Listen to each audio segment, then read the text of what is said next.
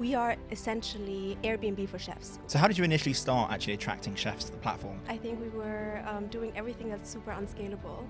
Going to restaurants that have a counter and then trying to hand our card to the chef. What was the startup capital? We were very lean. I think we became something from nothing. No pressure, no diamonds. That makes a lot of sense. It's always about who wants it.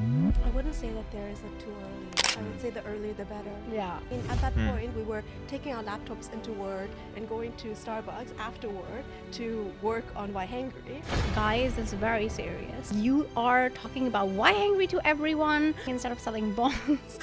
We're gonna be very honest here. All the men talk about sports fucking all the time. I quit the next day. What would you say has been the biggest hurdle in the kind of early stages? The pandemic definitely slowed us down a lot. A lot of emotional highs and lows. I mean, one of the things that happened is that we got our shit together. Starting a company, becoming like a founder can be quite elitist. If I just ask someone, what do you think a private chef costs? They're like, I don't know. Yeah. I could never use it. What is this? Every founder makes this mistake. Guys, welcome to the Ground Floor Podcast, the podcast where we ask successful people exactly how they did it. Our guest today is a very exciting one. We have the founders of yHangry. We have Heinin, Zhang, and Siddhi Mittal. They founded yHangry, which is essentially a premium chef service, but targeted at the everyday consumer. So it's a private chef service. After making it through Google's iconic female founders program, they then got successful investment from Dragon's Den, and the company's been doing incredibly well ever since. So guys, thank you so much for being here. Thanks so much for having us. Yes, very excited to be here. So, yHangry? Sort of take a couple of minutes, take us to the beginning. What is it and how did it get started? yHangry is a private chef marketplace. I know you already mentioned what we are, but we are essentially Airbnb for chefs. Whether it's a birthday party, you're on holiday, or you don't want to cook for Christmas, you can book a chef to do the cooking for you so you can sit back and relax. And I think where this came from, I'm from India, Heinen's from China, German Chinese, and we grew up in areas where getting food or having cooks was relatively normal. Like people understood, cool, like actually this need of me having great food at home can be met. Yeah. Rather than just like delivery, which is like kind of a subpar option. Yeah. Then I went to New York, she's been in Germany, London. Here, the concept just does not exist. And private chef, if you think of the word, just thinks, my God, so crazy. Like for a normal person, it's not even in their vocabulary. Mm-hmm. And for us, that's the gap we spotted. We were like, wow, actually, there's so much there and people have all these needs. Can we meet this together with a platform that makes it very easy and accessible? Yeah. Like normal people should be able to say, cool, I can book a private Everyday consumer. Everyday consumer. And I think how I define that is if I just ask someone, what do you think a private chef costs? They're like, I don't know. Yeah. I could never use it. What is this? Yeah. And I think we're trying to kind of break that down. Yeah, I think because I saw when I was looking into the company that when you were doing your initial research, you saw the average price was around sort of £100 a head, and then when you did it yourselves, you got it to somehow £17 if it was a group of let's say 6 people, which is remarkable because as you said, I would never have even dreamed that could be possible for someone like me, and that's amazing. So since we started in 2019, actually, we now have a range of chefs. So initially, when we started, we were working in finance. We love having our friends over. We hate having to spend time in the kitchen, not being able to be present with those friends. And that kind of like sparked a lot of this. And what we initially did is obviously like onboard certain chefs to fill a certain need that we had, which was kind of affordable, casual. At a very specific price point of £17 per person. Yeah. Exactly. And then since we have been on Dragon's Den and since we actually started working with some more renowned chefs, we now have a pretty wide range of chefs. So there is almost something for everyone, whether you're hosting a very casual like Saturday night dinner with your flatmates and you want to spend like $17-20 per person, or you're hosting your parents' 70th birthday dinner and you want a chef who's been on MasterChef The Professionals, who's going to create some of the dishes that they cooked on TV. We have that as well, but that obviously is more expensive. So unlike some other platforms that we didn't want to use in the past, which only focused on like a certain niche, quite expensive, didn't speak to us, we now offer something which I guess Uber does in a way, and I don't use Uber that much anymore, but I was a fervent user of UberX. However, if I ever wanted to use like a different range because I was going somewhere really special, I would have the option to do so. So I think that segmentation is something that we kind of are looking at doing. So I'll summarize what Heinen is saying. We started for £17 per person, and now the range is very broad. It starts Right. all the way from like 15, 20. It goes up to people paying 250 per person, Yeah. Wow. but ultimately super customizable. And when you realize, actually, I can have 50 people do this barbecue, what should be the right price? Just Yeah. depends on like people, Yeah, of what course. do you want? Do you want delivery? Do you want, so it's just really, we've opened up the range. Yeah, So yeah. now the goal is to just match people to whatever they want to overcome this need to have food rather than fixate on what you would be paying. Sure. So when you first started, then I know both of you were working in investment banking at Barclays. Is that right? That's how you two met. And so where did firstly the idea come from? As you touched on it earlier, but if you could go into that in a bit more detail, it'd be helpful. And then also the figure of £17 specifically. Where did that come from?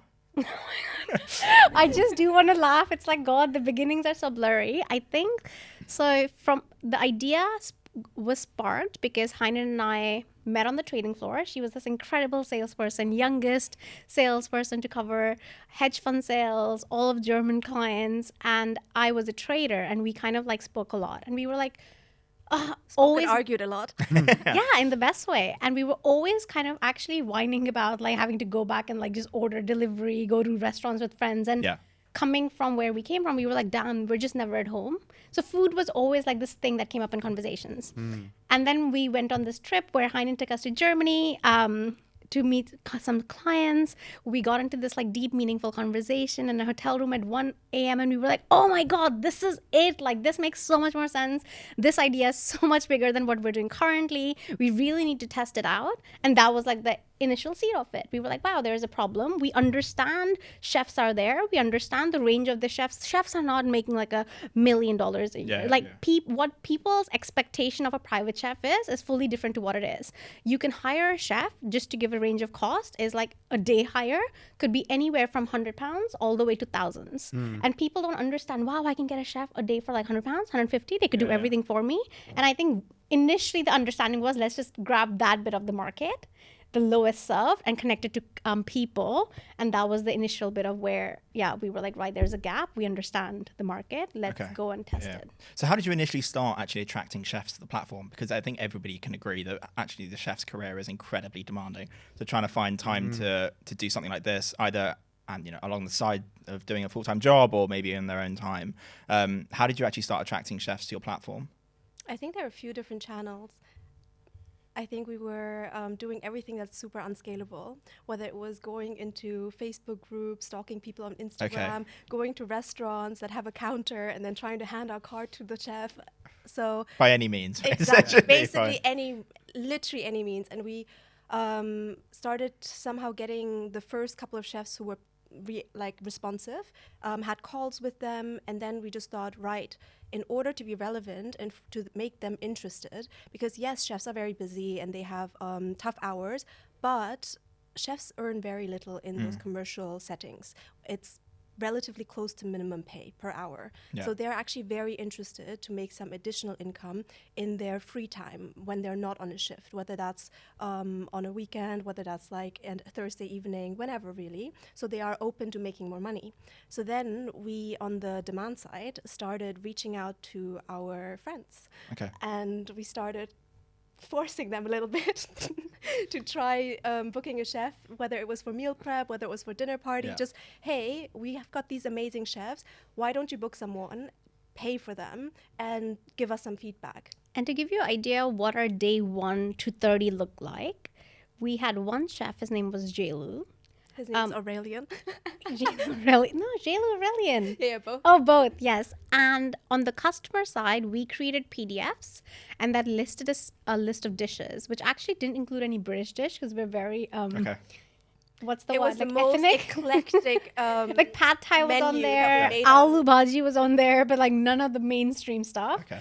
And then we just sent that PDF around to chefs. We were like, not chefs, sorry, our friends at Yeah. work and our peers and colleagues. And we were like, hey, did you know you can get a chef? The total is like something like £100 or something. They'll come make this food. You can store it in your fridge. If you want to book it, just WhatsApp us. And then Okay. the next step was we created a like really terrible form, and we were like, oh, actually, why don't you fill in this form? Yeah. Once you fill in this form, we'll come back to you. So that was literally like probably the first 2 months. So in terms of nitty gritty, it really was going into Canva, designing the most basic menu, Okay. sending that, and then the next step was using Airtable for a form to have our first kind of booking system where you could also, and Siddhi, you did an amazing job there, automate a few things, messages to chefs. The chef database was also in Airtable, customer database was there. So the first confirmation email to SMS were all sent through Airtable, Okay. flipping different stages. Yes. Okay. So at what point did you start investing money into the business? I think from day one, no, we had to like pay to use certain things. But I mean, I guess, so do you want to clarify a question? What kind of money? Yeah. Okay. So sure. Anything. Yeah, what was the startup capital? Yeah. 10K. Yeah, I think that's like a ballpark, and that's right. Because Heinen and I together were like, let's transfer a little bit of money in this bank, and Yeah. then, but we were chipping away very slowly. Like in Canva, we picked a logo and we saved £1 because it was like free. Okay. We were like, who needs to pay £1 to get a hat? That's crazy. Let's just get the free one. We're testing anyway. Fine. Yes. I'm with you. 10K, that's all it takes That's at all the it very takes beginning. to start a business. That's amazing. We were very lean. Yeah. And I think, so to answer that question, at what point did we actually get to saying, cool, we should invest, and why was that investment made? That was probably like a very initial, very small friends and family round, but that was because people were like, right, we had customers at that point, let's say a few tens, and then we were getting some feedback, and Yeah. we were like, right, actually, this makes sense, but this like system is not working because like no one's going to land on that. That's external and order. So at the point we needed to upgrade the platform to a point where we wanted to attract an outside person who didn't know us personally. Yeah. We were like, right, okay, whatever that cost is. And our first website was quite cheap. It came out of India, and like Okay. we just got an agency. It actually cost us like 2K or less because we were quite involved. But it's like, right, cool. That was the first version. Then the second version came where we were like, this just does not work anymore. It's actually horrifying. Yeah. But it's like, it was totally cool until it was horrifying. And then we invested again. It really was these like tiny steps. There was this Airtable form hosted on this like basically our domain. Yeah. And then There's a we got pug on it. There's a little dog. And Because it then was cute. it was adorable, actually. I think we can probably dig out some pictures.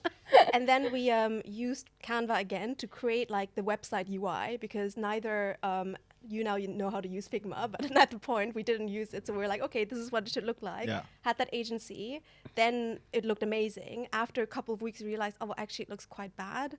And because we kind of like slowly outgrew the UI where we Yep. realized, oh, we need to look a bit more professional, a bit more better. So then we actually, through the Google for Startups program, we met this really young, great, talented designer who was working at Google and taking some time to help startups. So he actually did a project for us at a very discounted mates rate. So he actually lifted the UI for us, still the same backend that the Indian guys built.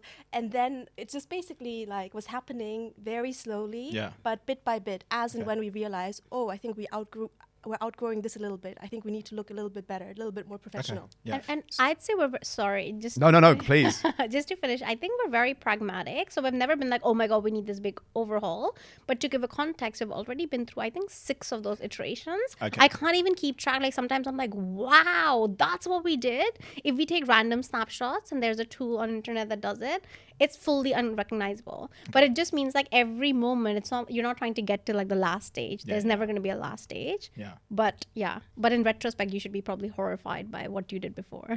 Okay, which I think that's a good point. Yeah. In terms of the chefs, I'm quite curious. Obviously, when you're approaching chefs at the very beginning, you're obviously approaching people who are already employed to that degree. Is it a case where you say, this is what our business is? Would you be happy to do the occasional sort of daily freelance work as and when it comes in? What's your availability like? And then kind of gauging from there? So look, chefs, Heinen mentioned the most important point. As a whole industry, there is a lot of variation. But chefs in restaurants have a very difficult life and don't get paid. Yeah. So when you read all these articles, oh, there's a dearth of chef supply, it's because you're trying to get chefs at the same cost to another job. Obviously, there's not enough people. Yeah. And this is where we come from markets. Like we understand there's a price elasticity. What if you raise the price? Of course you'll have supply. If you raise the price again, you'll have more supply. Obvious. So for us, it's very easy. Hey, do you want to earn money? This is what we do. Okay. Oh, cool. Yeah, interested. Let's chat. As simple as that. Because cooking as a skill is so versatile. You can cook in a restaurant, in a commercial kitchen. You can cook as a private chef. You can cook at home and deliver food. You can cook for private dining, for dinner parties, or you can actually cook for holidays where the client flies you out to Ibiza. So if you are able to make delicious food, There's a demand. yes, There's a demand. Did you set out with an initial sort of number of like, we need X amount of chefs to kind of get off the ground running? And then when a job comes in, how did you determine what chef got the job? It's actually the very simple way is at the beginning we had very few chefs because it's always about who wants it. A chef can do 5 bookings, 6 bookings, 10 bookings. Like you give it all and you become very relevant. So we weren't worried about scaling chefs. We were like, awesome, like this side we will do. Yeah. So first we just tested the demand side, and that's when we realized people wanted like this and that, and we were like, cool, changing stuff around. And then we started to add chefs after, like, let's say the initial period. And to your point, how did we think of matching? Obviously now there's so many factors, but I guess if we talk about like month 2, month 3, if we have 4 or 5 chefs, distance, cuisine, who does that better, who's like closer, who's free, I think some of these basic variables, but I think initially it's very simple. It's only when you start scaling you have a load more bookings when you that only you have worry. 1 or 2 chefs, it's like, who's Great. free? Okay, you do it. Yeah, exactly. It's like, really, let's not complicate it. Got you. It was very easy. Yeah. The hard part is figuring out what, how, Sure. what do I'm they with you. want. Okay. Yeah. And do you remember how much of that initial 10K was spent on things like marketing, branding? How did you acquire your first customers that weren't just friends of friends or friends of I family? love the story of first customer. There's some like I love first customer stories. okay, this is my story, and I think Heinen potentially remembers it differently. However, we had someone randomly pop out on our website and place an order. And at this point, I like fell off my chair. I was like, oh my God, our website's been discovered. Like, we've not paid anything in marketing. We didn't no Google ads were running at that point. Nothing. And this person has somehow found our website and placed an order. And obviously at this point, it was not integrated with Stripe or any payment methods. But a form came through that wasn't anyone we knew. And we were like, this is crazy. That must have been a good moment. Yeah. Yeah, actually, the first one, they didn't respond. The second one. And then we sent them back a price, which was like way too low now in retrospect. Every founder makes this mistake. They price themselves way too low. However, we did that. They came back and got confirmed. And it was like a hen do. It was like bachelorette. Yeah. And the next day, I remember, whenever this event happened, I remember we woke up and Instagram was blowing up because there were these eight influencers that ended up booking, and everyone was like, yeah, like check this out, yHangry. And I remember that day being like, oh my god, this is insane. And I was like, we wow. went from like 1,000 followers to like 3,000, 4,000. I don't Oh know. wow. Okay. Overnight. Well, because it was 8 multiplied by 8. Yeah. Yes. It's hilarious because it was like a false positive, right? I was like, wow, every day is going to be like this. And it's just going to be a unicorn like within half a year. Yeah. That was questionable. However, that was our first customer. But that's when we realized, cool, actually. Like they went on Instagram, that increased their follower count. Cool, something worked. Sure. And so, again, going back to marketing and branding, do you remember kind of what percentage of the money you wanted to allocate towards that? And do you remember when you first started doing sort of paid avenues, what you were using? So we went with the low-hanging fruit, which was Google and Facebook. Yeah. As well as then gifting some influencers. So those were the 3 channels that we started with.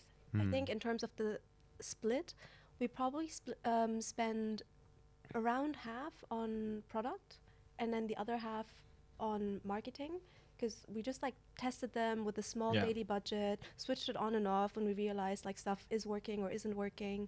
So it was very much like slow and like steady and kind of like testing and seeing results and then like adjusting on like literally like very, very small scale budgets. Right. Yeah, okay. And just quickly, in terms of sort of logistically, when it comes to actually placing an order, so is it a case where, let's say, the customer would place an order, the order would come through to you guys, you'd let the chef know. Does the chef then go out and buy all of the ingredients? Okay. So are we the chef talking? gets notified immediately. So we're talking now. Let's talk about the model now. We've been through multiple iterations. Okay. Let's talk about the latest model. Yeah. The latest model. Yeah, so like the chefs create their own menus. That's one way of getting booked, or the chefs can respond to requests. Right. So there are 2 ways, because there are customers who like to browse and see the food and then decide, okay, this is the menu I want. Oh, the starters, these tacos and this dessert, it looks amazing. That's exactly what I want for this Mexican fiesta party. Or they know that they are having a whatever celebration, and their mom loves Korean, and they just want something very specific. So they give their postcode, the date, and choose the cuisine, and then that request will go out to the chefs serving that postcode, who will do Korean.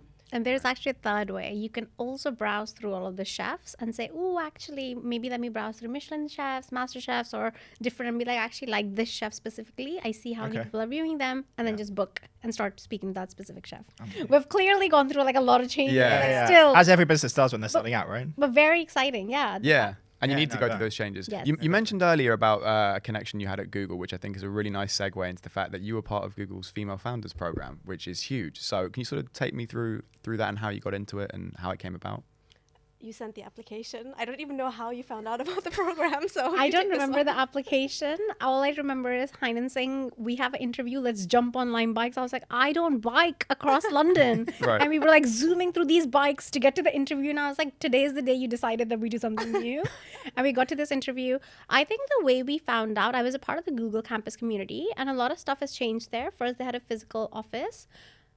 And at some point, they just like launched the very first ever cohort application. And we were still at Barclays. However, for us, as we were leaving, we were like, let's de-risk by applying to as much as possible. And it was equity free. So we were like, Yeah. awesome. which That is huge. speaks to us. That is- Like, yeah. Just for anyone Yes. listening, can you explain what the Google campus community is? yes. So it is just a community where, so Google is a huge corporation and they just want to support startups. Ultimately, they see benefits. It's like great PR for them.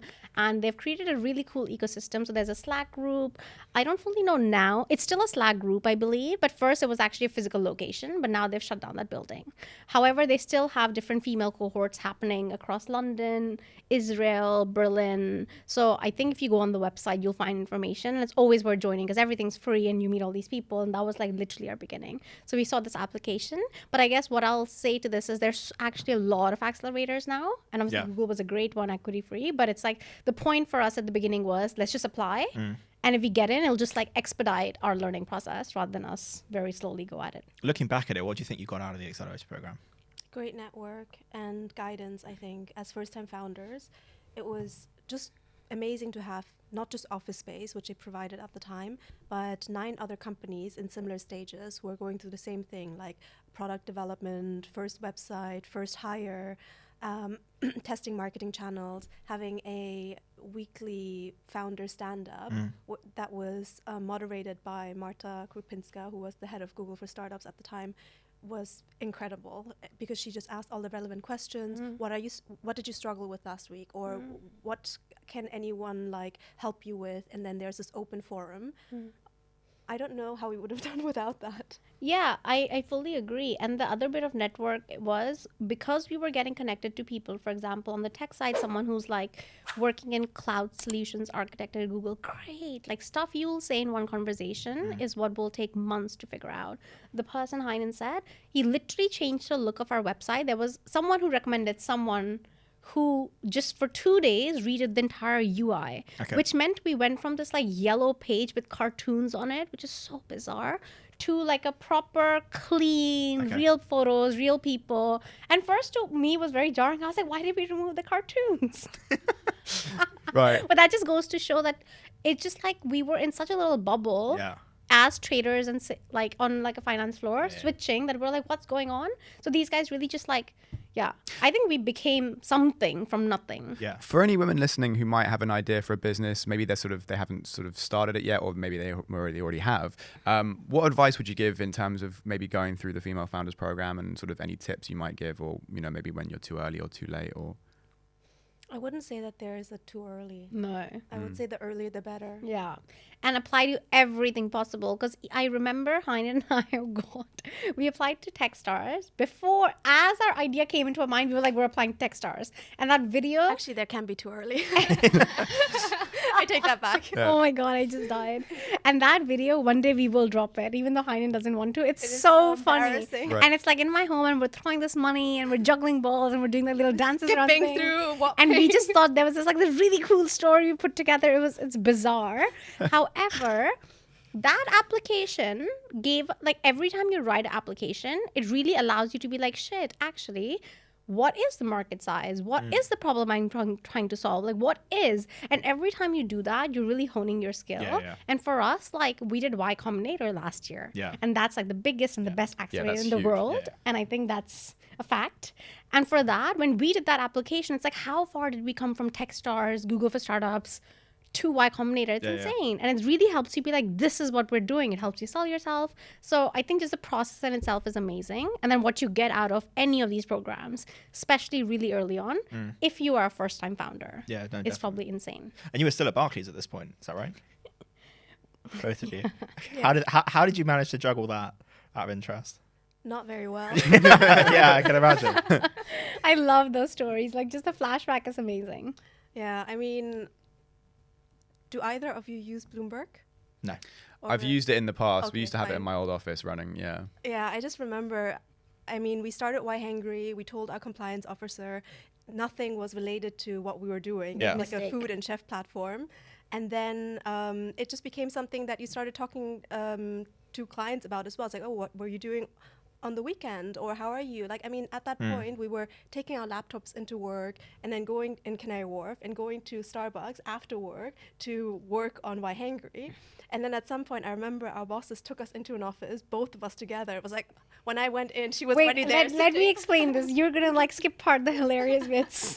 Okay, so I see getting myself called into a room, and I was like, that's really weird. As traders and salespeople, you can shout at each other on the floor Yeah. and get it over with. Yeah. You don't go into a room. That's like bad. Everything's stuff. public. And everything's public, like whatever. However, I was like, oh gosh. And then I saw Heinen with like a very straight face also walking towards, and I was like, oh my God, what's gonna happen?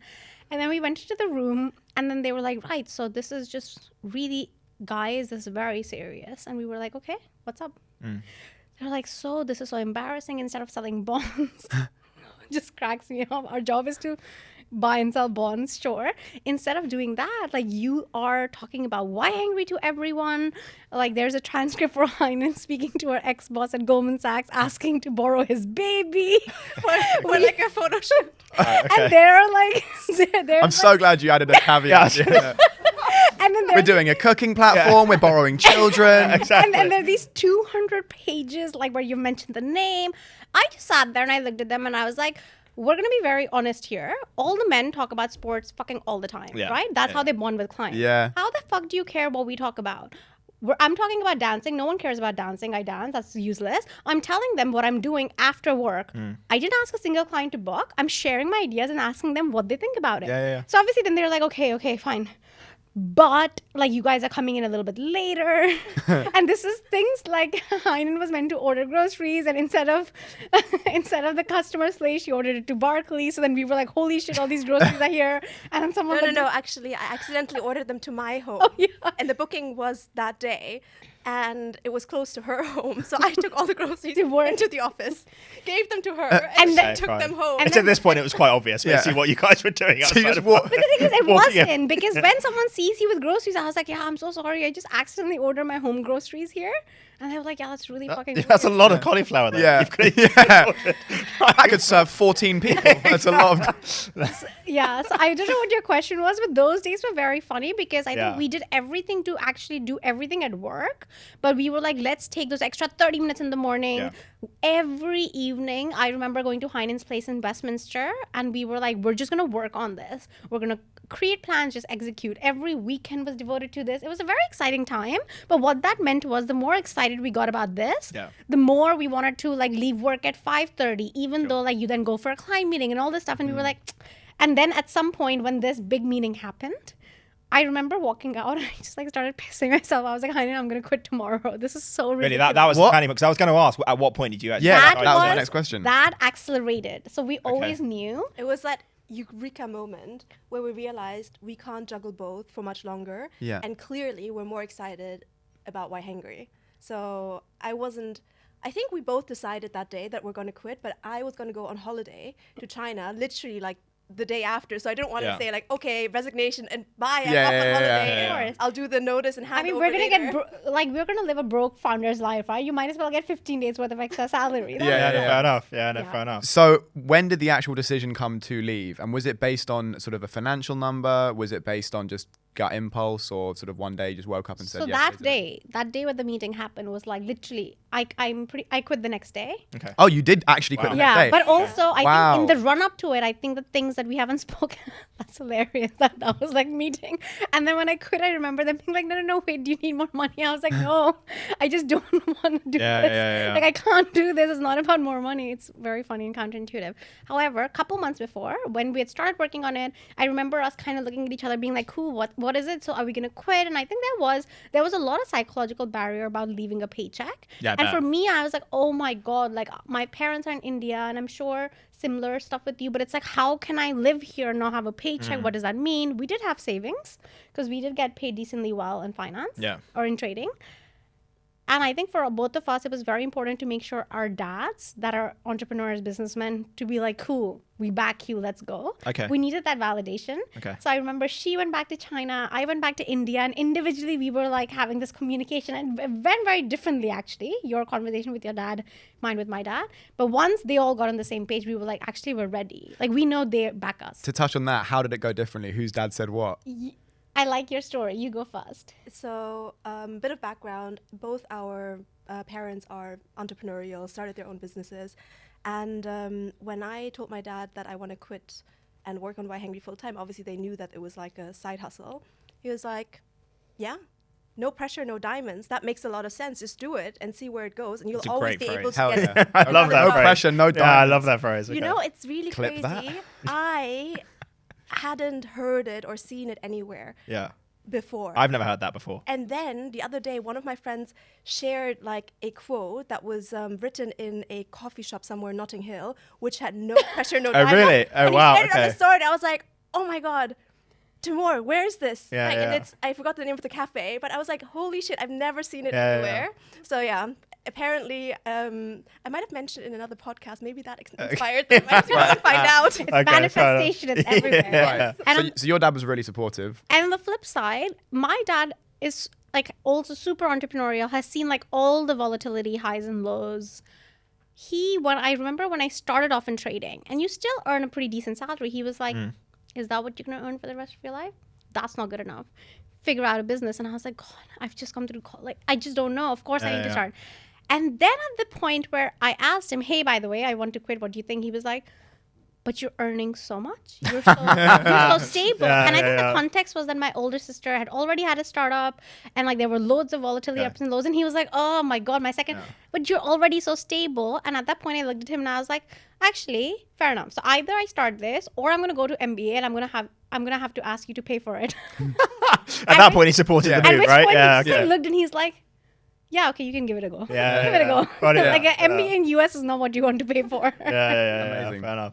So you go through the Google Female Founders Program. The business is now kind of up and running at this point. You're getting clients in and you're doing some business. Dragon's Den, how did that come about? Actually, we got scouted for it. Amazing. Really? So Okay. we got an email from It sounds so cool every time you say it like that. I'm like, I feel so cool. some Dragon's Den scouted me. Yeah. to be fair, you still have to go through an application process. Yeah. But Yeah, I yeah. think it's just formality. Okay, right. Of course, they already decided. Yeah. But I remember that email that came into, I think, info@yHangry.com. And I don't know whether you saw it first or I saw it first, but whoever saw it was like, is this a scam? We're the same person, yeah. We literally couldn't believe it. I was like, but the email does say at bbc.co.uk. So I think this is real. So we responded saying, yeah, we'd be up for a call. Spoke to someone. It was super legit. Then basically got sent the application form and to provide like certain DD documents. Did all of that. And that's then when we decided that, yeah, we'll go on. So macro picture, this was like in the pits of COVID and everything was terrible. Like life was terrible because like COVID, you can't meet, chefs are falling sick, and we were doing whatever we could. And at this point, well, not at this point, we've always just said yes to every opportunity. Like you don't get 100% of the shots you don't take. We take all the shots. Yeah. And at this point, we were like, yes, because, and this process, and I remember going to Manchester for audition when like the worst lockdown started. Everyone was leaving Manchester and we were 5th going. of Okay, the other November. the day the second lockdown started. Yes. In the UK, 5th of Wow, November, okay. The terrible Yeah, one, yeah, yeah. 2020, yeah, is the day So when really we what's the actually went depths to of Manchester. COVID? Fine. Lots of due diligence, had no idea what was going to happen. Literally, it was crazy so many months, but we Yeah. just kept saying, yeah. And then we recorded. And then you still don't know if you're going to air. Yeah. And then it's actually almost the delay is like 6-7 months. And then they tell you. Okay. And then 2021 it airs, but you've done everything Yeah, I'm basically with you. the year before, or 6 months before. And so had you decided before you actually went on whether you wanted investment or was it just more for publicity? I think I don't we know if wanted you can now say investment. that. You wanted investment? Yeah, Okay. because we just thought that they can open so many doors with their relationships. And at the time, now going back into our legacy model, we were working with, or we were using Ocado and Waitrose for the groceries. So we thought a partnership with them would be amazing. So we definitely went in thinking that it'll be amazing to have them on board, given they have relationships with these high street supermarkets, getting product stock and so on. What could they do for us? It's just like after all of that, when we reevaluated, it didn't make sense. But that doesn't mean that these people don't add value. Yeah, of course. No, of Yeah. course. So did the deal fall through then? Was it Peace Jones, I think you got the offer from? And Tej Lavani. And Tej Lavani, wasn't it? Okay, fine. So that the numbers didn't add It up was then. cool because we said we wanted them both, and we did. Yeah. So they looped that in very cutely. Yeah, that was very. So before the episode, or before we went into the den, they filmed me. It was like, "What are you expecting? Who are the dragons you want?" Yeah. They actually said Peter and Tej. Okay. Right. I don't think they knew that. They didn't know that, no. No. Yeah, I think we just had a very gentleman's handshake or Yeah. gentlewoman's handshake and say, actually, like, what can you do? Let us think about it. Actually, that's way too high for this. Like, let's just walk away. And they were very good about it, yeah. Okay. But then we still email Tej from time to time. I Okay. mean, like, Yeah. yeah. Bit of free consulting. Yeah. Yeah, it's just like, hey, we've done this. How are you doing? You were quite vocal about startup accelerators and how great and sort of important they were for you coming up. What would you say about stuff like Dragon's Den? Would that be something you'd recommend to people starting a business now? Oh yeah, definitely. I think not only, I mean, one of the things that happened is that we got our shit together because the BBC due diligence is super like thorough. It's the first time Yeah, I that we can went through imagine. something like that. And It's that like they'd was really ask stuff good. and be like, oh my God, we should do that in our business. Yes. They're Yeah, asking, so we must do it. Let's go Yeah, fix that. okay. One of our previous guests was actually on Dragon's Den. They got all 5 offers, and he was saying how that was the first time where they said, they asked for this and audits of this and that because they have to make sure you're not a scam if they're going to Yeah, put it on national Absolutely. TV. Yes. And he said, so the exact same thing you're saying. He said, we now had to come up with all these numbers which were real, but we just never had to pull them up before. And it's just so much work behind it. So yeah. I wouldn't compare it to an accelerator program because the value you get from, let's say, having office hours with YC partners, like it's not quite the same kind of comparison. However, what Dragon's Den or generally having that type of publicity or gives you is experience pitching under high pressure. I think now when we pitch to investors or speak to anyone, I don't think anything can compare to pitching in front of camera with it potentially being aired on TV and shown to like millions of people. So I think that becomes like a high watermark, and any other pitch, any other conversation is just like, oh, whatever, it's like a Zoom or it's like a chat. And there's a very big and real PR boost. Like that's just unpaid PR that you can't buy. Yeah. And if you buy it, it costs a lot. Yeah, like definitely. for us, the traffic was insane. It actually stayed higher. These guys also replay these episodes, which we didn't know after every few months and things like that. So there really is like the awareness that you exist happens. And obviously it's huge. It's like free marketing. Yeah, of course. I want to touch on your relationship a little bit because we've had quite a few guests that have come on who are friends or even family members that work together, and I like asking this question every single time because the answer has always been different. But it's like in terms of working with friends and family, there is a stigma about it. What if it goes wrong, ruins the relationship as well as the business? What are your thoughts on working with friends and family, and how has that been for the two of you? Maybe I think for us it's a little bit different because we first met as colleagues. So we weren't friends first, but rather I joined Barclays and then our friendship literally started on the first day, where after the morning meeting at like 7 a.m., she rocks up as we walk out of the meeting. She's like, shall we grab lunch together? And I was like, great. In the sea of male traders and just male presence on Yeah. the trading floor, I was like, that's really nice. Let's do that. And then we just kind of became like work friends, and then the business trip happened. We actually became like friends, but we always had a very strong working culture between us because as sales and trading, you are always negotiating prices. You sometimes argue because you have interests that might be like might have to be consolidated, and that made us really good communicators. However, we still like had such a long way to go, because when we actually quit and worked on yHangry full time, can you imagine? I don't know how much time you guys spent together, but I was seeing her more than my partner, or speaking to her more than like anyone else. And that relationship, especially if you have the friends element, can get a bit overwhelming. So then since we started, I think, although we were already good at communicating, we've become like so much better as well. Where now, I think she mentioned it earlier, we're like the same person. Like we often can like not read each other's minds. That's like so cheesy. But yeah, literally. Kind of We know just what the other grab. person's The way gonna we think. speak, it'll just be like filling in gaps, Yeah. knowing what the person. And what I'll say is like, I actually thought I had no awareness of communication as a topic at the beginning when we started our founder journey. And coming from finance means you're set up for like, we were like, right, every day. It's like, no. And it's like really interesting the way you act. And we both understood it. So it was perfect. But I think over time, you're like, wow, we need to adapt, because actually in startup, everything isn't instant P&L, which means if you're instantly trying to resolve things or resolve like a topic, you're not resolving it, you're building long term. So I think we have actually come through a lot of like realizing how we speak. Things like never write anything negative over a Slack message, because you might just mean it very like, no, I disagree, and you just leave it in like a little bit of like a negative, let's say, aura of the message without overthinking, because you're just multitasking. The other person picks it up and goes, like, They're pissed at me. And then actually we have such a big impact on each other. So we also have had some coaching, but together, like we both in the same session, founder coaching. And I think seeing some of the highs and lows, and everyone talks about it, but there are a lot of emotional highs and lows. And the low emotional lows really are like, you're just trying to figure out answers where no one's given you an answer. So obviously there are a lot of lows, because you're like, dude, I have no clue what's going on. And I think having been through those together, you start to drop your ego. And I think now, like, Heinin is the one person I'll go to with war, and I'll just know she has my back. And I was thinking about that on the tube today. I was like, Jesus Christ, it's so true. Like, you are that person, and I, like, 100% trust you. And I think once you move your trust, and that trust means, like, I trust her calibers, like we both equally deserve to be co-founders. Like, I trust, like, her skill set is so high. I trust what she's going to do. Like, I trust the decision she's going to make is the best. And it probably was like, we had to see each other work. We had to give each other space to grow. We had to learn each other's skill strengths. But I just trust. I think now we like 100% have this trust no matter what. And I think that's what it kind of takes to be like, right, okay, whatever. Definitely. Was there a discussion or sort of even an awareness of the different kind of roles and responsibilities that you guys would have in terms of like one of you's more skilled in one area than the other? Because also you're working in the exact same environment, so presumably you have pretty similar skill sets, or maybe not.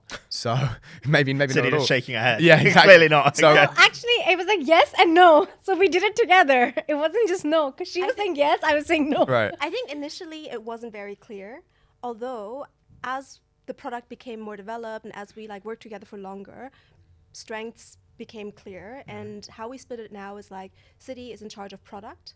She studied computer science at Columbia. She understands tech much better than I do, whereas I did philosophy and economics, and I head up growth. So we come together for like strategic things, but then each person also like runs and executes like on their own. So that's kind of what we came to after, was it a year? Because in the first year, when it was just the two of us, you do everything. Yeah. I mean, what's the point in like splitting? And you're like, oh, I'll also do that. I'll also do this. But yes, I think your skill sets and your strengths just make themselves aware.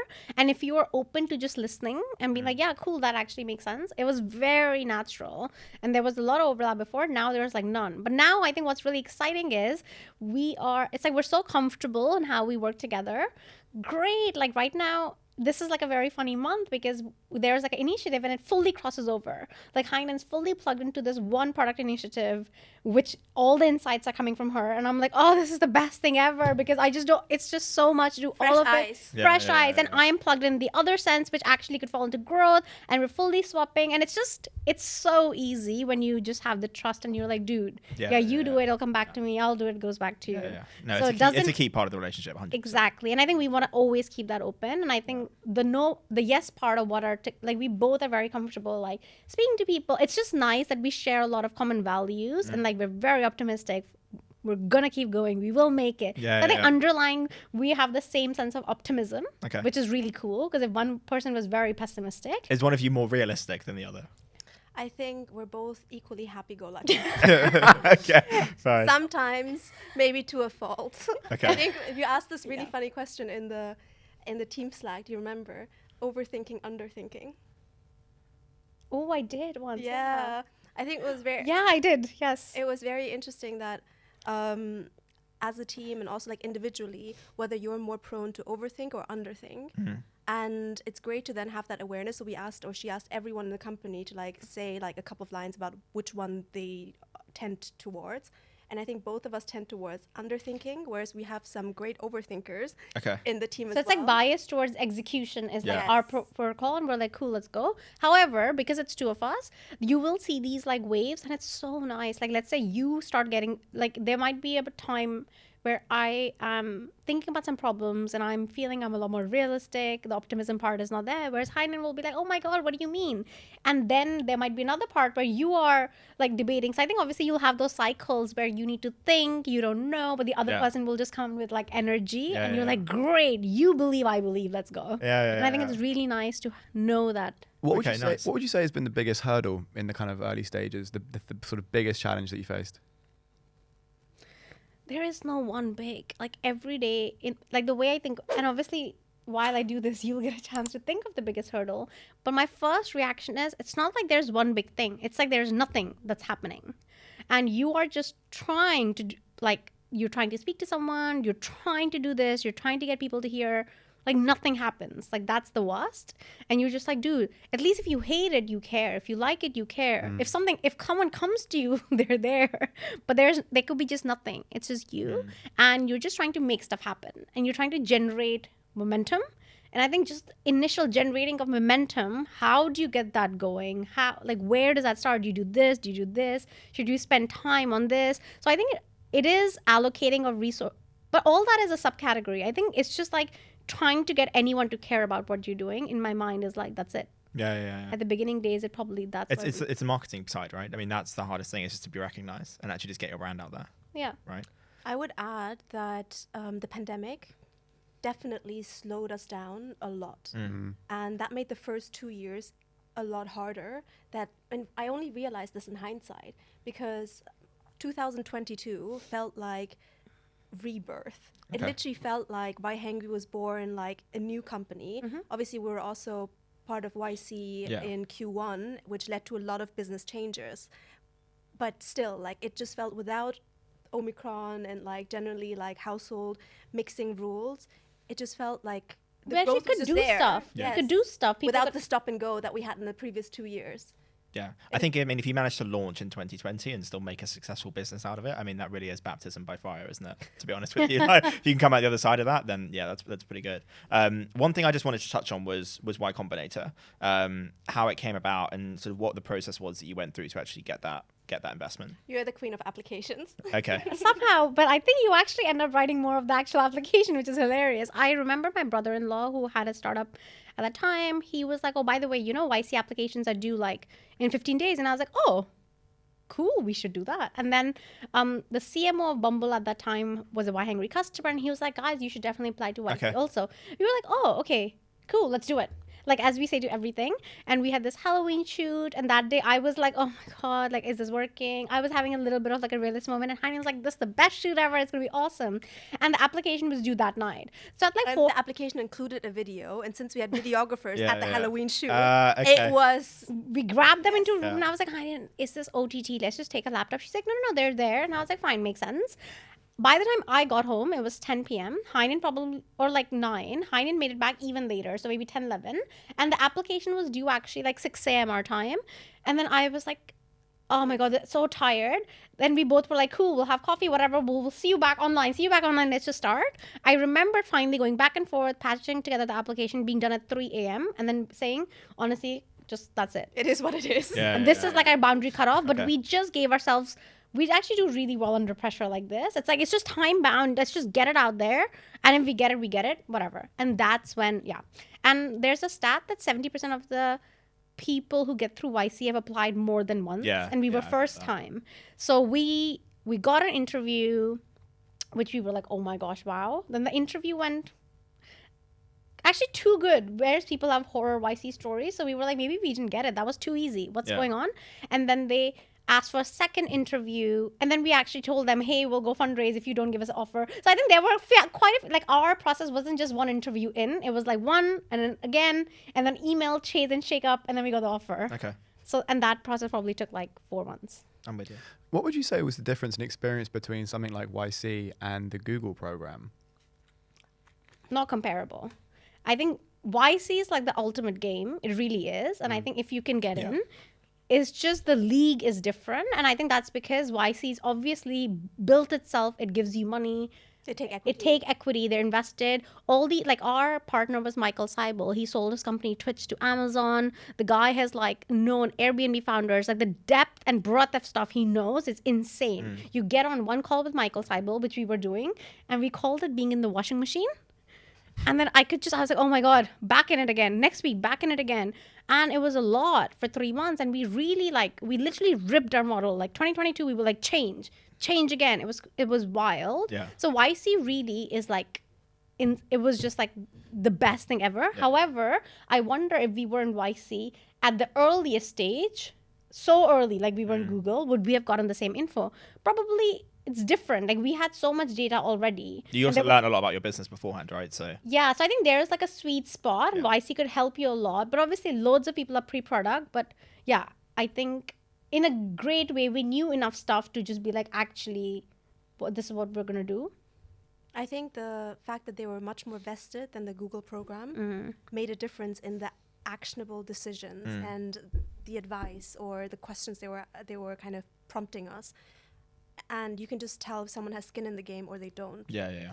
Sure. But also like you're part of the founders now, which includes Dropbox, Stripe, Coinbase, Airbnb. Yeah. Like you're like, You're surrounded oh my by the best God. of the best. Like this Yeah. is Yeah. it. That is the creme de la creme. That is- Right, and like these guys groom them, so I think that is just obviously that's not comparable. So you're just in the part of the community, and you've just got the entry ticket, and you're like, right, oh my God. And now I think the biggest thing is now if you have questions, there's YC WhatsApp groups, there's Bookface. You literally get recommendations from all these insane founders at like the click of a button, and you cannot replicate that. Like if we didn't have that group, we'd be searching, spending time, not knowing. Yeah, that's So some real. you unlock a very huge exclusive community. That's some real benefit.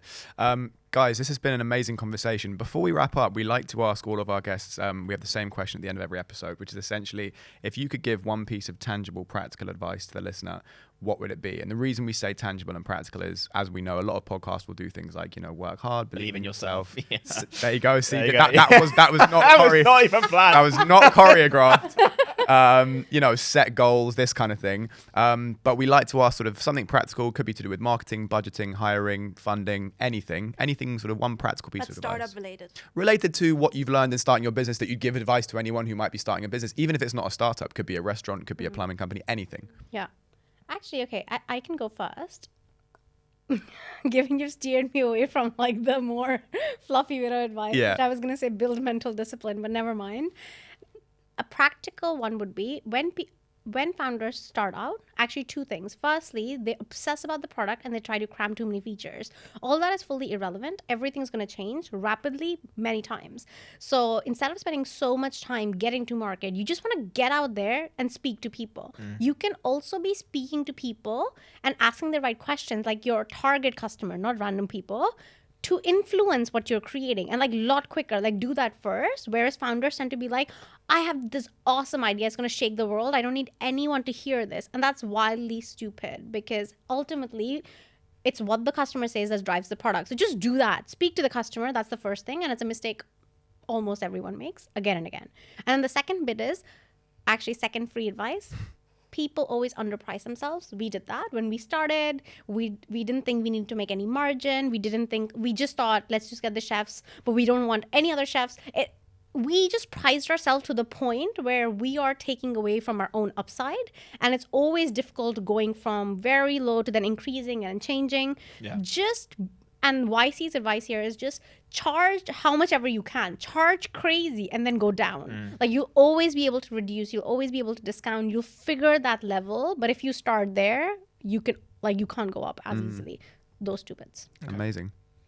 I think my advice might be really, really basic, but I'm just thinking about, I was reading this article the other day, and it was about how starting a company, becoming like a founder, can be quite elitist because you need funding or you need to be able to sustain yourself without a full-time job. So if I had known this before, I would have started not wasting my finance bonus a lot earlier, whereas I felt like my first few years starting off in my job were quite profligate. I've never thought about saving and all of these things, whereas that actually enables you to do something else and to start a business and have a personal runway to bootstrap for a while before your idea is at a point where you can raise money. So I just think that is super basic, but it's enabling people or not enabling them from actually going into entrepreneurship. Yeah. I think that's a really good piece of advice, because I think a lot of people do fall into that trap where they actually don't have a choice but to stay in their job because they can't afford to leave. And you don't need to go to really expensive restaurants all the time in the beginning. There's nothing wrong with Nando's. Nando's is great. Oh, It's I all love good. Nando's. I'm a big believer in this. Or a Minimalism. yHangry. Yeah, sorry. Yeah, Yeah, of or- course. Yeah, or yHangry. Yeah. Nice I one, just James. segued that one. Not the master chefs though. No, but that's the advert. If only there was another way. And then bang, that's where you guys come in. Guys, thank you so much. It's been an amazing conversation. Such great fun. For anyone listening at home or watching at home, where can they find you? Shout yourself out. Yeah, so yHangry.com, yHangry on Instagram, and also, if you're listening, use Founders50 for a £50 discount. That is why she is the head of growth. That is an amazing. Thank you so much for that discount. That is wonderful. Guys, thank you so much for being here. It's been an amazing conversation. If you guys enjoyed it, thanks for checking out this episode. Make sure to subscribe and turn on post notifications so that you always know when we post another video. And if you're listening on audio platforms, make sure you rate us 5 stars and leave a review if you enjoyed it. yHangry, thank you so much for being here. Thanks a lot, so guys. much, guys. Thank you. Had Bye. a great time.